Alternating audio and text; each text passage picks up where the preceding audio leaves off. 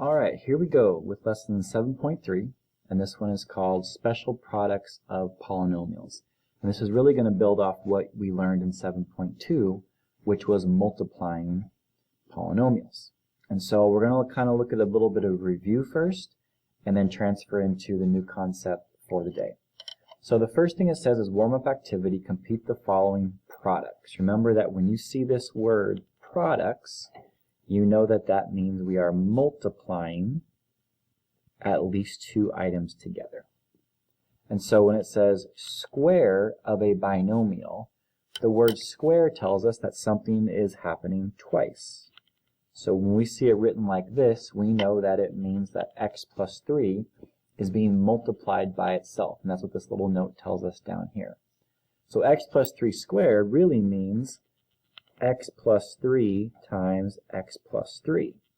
Now as you think back to what you learned in 7.2 with multiplying polynomials, well, if I have a binomial, meaning an expression with two terms, so x is one term, 3 is the second term, and then x is one term and 3 is the second term, these are both binomials.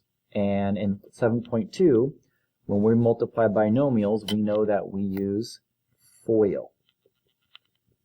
First, outer, inner, last. So I do my first terms, x times x is x squared.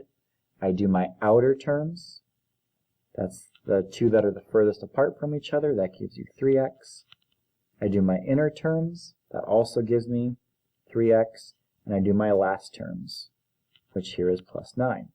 And then what will happen is the middle two terms will, of course, combine. These are like terms. So if I have 3x and 3x, those are the same common term. So I have x squared, and then these come together to make 6x. And then I have the plus 9. Okay, so that is multiplying two binomials together, but because it started as one binomial squared, I knew I was multiplying it by itself, and then I FOILed to get my answer. We're going to do the same thing over here. There's a subtraction sign, but that doesn't really change anything. It just means that it's going to be x minus 4 times itself because of the squared. So x minus 4 times x minus 4. I see a binomial times a binomial, so I'm going to FOIL. X times x is x squared. And the O of FOIL outside, x times minus 4 is negative 4x. And then my inner two terms, I have a minus 4 times an x. That's another minus 4x. And then for my last terms, I have a minus 4 times a minus 4. Well, a negative 4 times a negative 4 is a positive 16. And then again, notice that my middle terms are my like terms. So I have the x squared, and then negative 4x combined with another negative 4x is minus 8x. And I have the 16. So that's what we have when it's the same binomial multiplied by itself. Alright, now the next one we see just looks like a normal binomial times binomial.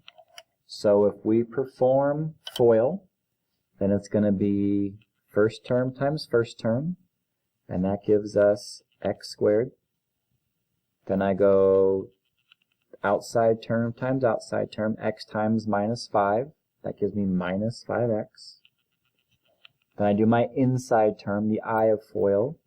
5 times x is 5x. And then I have 5 times negative 5, my last terms, and that gives me minus 25. And everything seems to be going according to plan.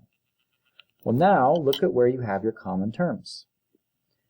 You have a minus 5x, and you have a plus 5x. Well, those are what we call opposites. The same thing, but opposite signs, and those just cancel each other out. So they go bye-bye.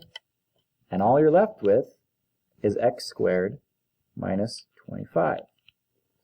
Well, wouldn't it be nice if there was a shortcut rule for when we see these types of situations?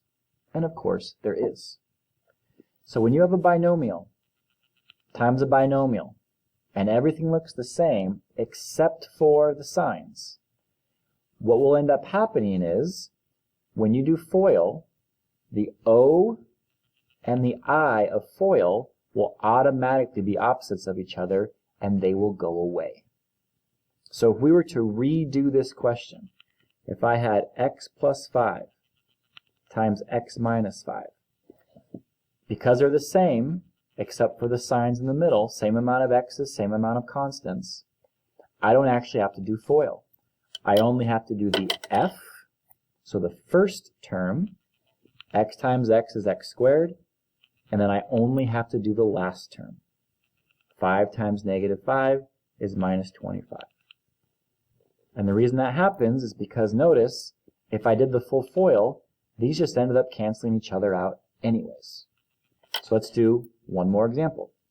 Let's do 2x plus 3 times 2x minus 3.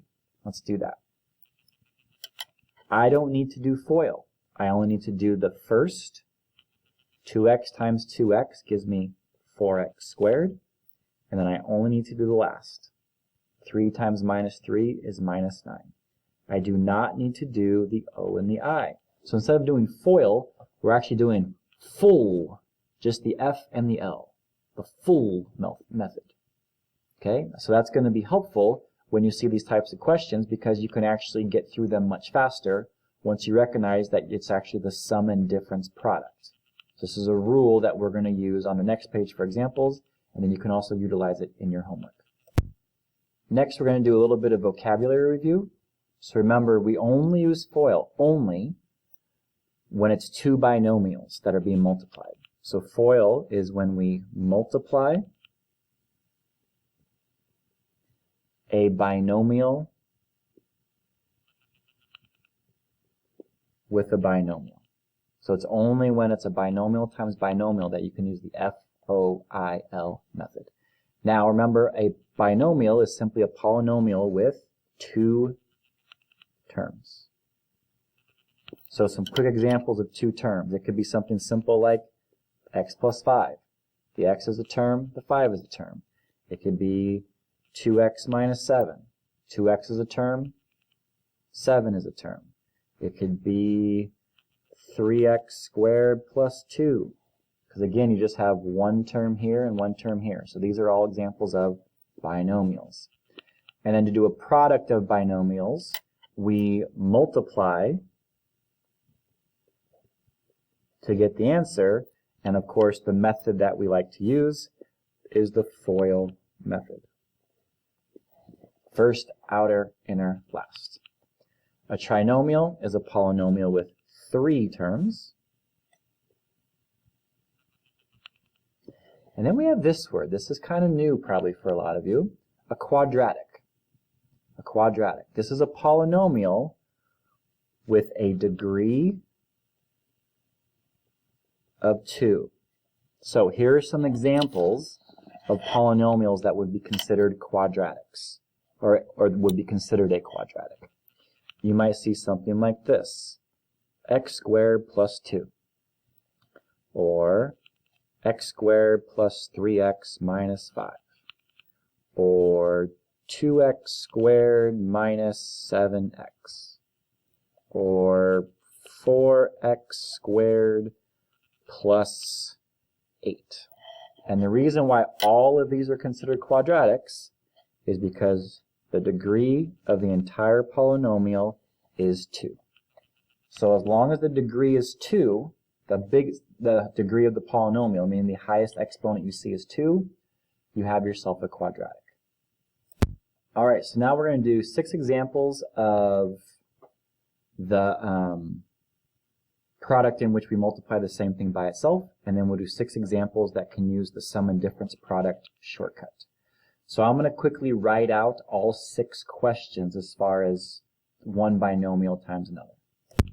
So it ends up being what's inside the binomial multiplied by itself twice, and so we're going to use FOIL, first, outer, inner, last. So I have b squared minus 2b minus another 2b, and then plus 4, which results in b squared minus 4b plus 4. And because we're essentially doing the exact same thing on all 6 of these questions, I'm just going to quickly run through these and put down the work and the final answer. Alright, so for number 2, everything stays pretty much the same. First, outer, inner, last. The 2 middle terms are the same, and so they just end up doubling themselves. And then the only difference on number 3 is our leading x terms, they both start as negative, but when I do the f, negative 2x times the negative 2x just becomes positive still. And then notice on all of these, your middle 2 terms are always the same. So that is one of the special product rules we're looking at here. Once you get to number 5 and 6, you see that there's 2 different variables. Well, when you multiply something with an a times something with a b, you multiply the coefficients in front, and then you put the a and b in alphabetical order. So a 2a times a negative 3b gives me negative 6ab, and then this negative 3b times this 2a also gives me a negative 6ab. So I put them in alphabetical order. And then the b's combine to make a b squared. So you actually start the polynomial with an a squared, and you finish with a b squared. This also happens on number 6, where you have c squareds, and then you have cd terms, and then you have d squareds. Okay? Alright, so now we're going to look at our last ones, our last 6 questions. And the first thing you should notice is there's 6 situations where the binomials are saying the same thing, except the signs are different. So the first terms are the same, the last terms are the same, but we have different operational signs. And so that allows us to use this rule that we learned on the first page, the sum and difference product, where the 2 middle terms of FOIL, the O and the I, cancel each other out because they're opposite signs. And we saw how that worked on the first page. So we're going to find the following product using the sum and difference product rule. And you will also be doing this in your homework as well. Now remember, these go faster because you don't have to do the F, the O, the I, and the L. You just do the F. B times B is B squared, and you do the L. Negative 2 times 2 is minus 4. So you see how much less work there is for these. So C times C, C squared, 5 times negative 5, minus 25. And we just do the same pattern. That's why it's a special rule, because it allows us for a shortcut. So my first terms, that gives me 4t squared. And then my last terms give me minus 36. The other thing you'll notice about all of these is the operation sign between the 2 terms is always going to be subtraction. Always. So down here, 5a times 5a gives me 25a squared. And then negative 1 times positive 1 is negative 1. And why does it always have to be subtraction? Because you're multiplying different signs. And so a positive times a negative is always going to give you a negative. Now over here, what's your same sign term? It's still the first one. So negative m times negative m gives you positive m squared. And then 2n times negative 2n gives you minus 4n squared. And our last one, first term is exactly the same. Negative 3j times negative 3j gives you positive 9j. Negative times a negative gives you a positive. And then negative 2k times positive 2k gives you minus 4k. So this whole lesson is really just an extension of what you were already doing in lesson 7.2, where we are either practicing using FOIL, because it's just a binomial times another binomial, or we're still doing a binomial times a binomial, but because of their opposite signs, they're saying all the same things except for the opposite signs, we actually have a shortcut where we can just multiply the first terms by the last terms. Okay? Alright, now you'll turn the page and do your homework, and then when you're done, you will turn it into the tray and start on video 7.4. See you next time.